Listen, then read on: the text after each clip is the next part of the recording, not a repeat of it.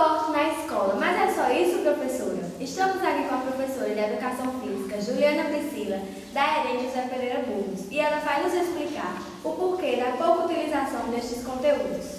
A pouca utilização desses conteúdos realmente é um erro, pois além do esporte nós temos mais 4 conteúdos que não devem ser negados na escola. É o caso da ginástica, da dança, da luta, do jogo e da dança.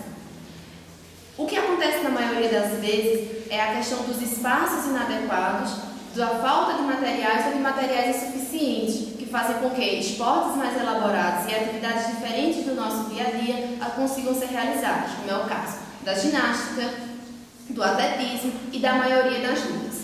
A questão da habilitação e da formação dos profissionais que atuam com a educação física na maioria das escolas é um outro agravante, pois é utilizado professores de outras disciplinas que não passaram pela formação adequada, ou monitores de esporte, que também não têm essa formação de tratar dos 5 pilares da educação física.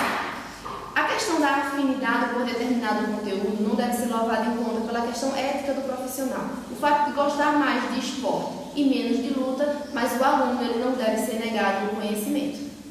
Aqui estivemos com a professora Juliana Priscila e tenham um bom dia para vocês aí no estúdio. Obrigada.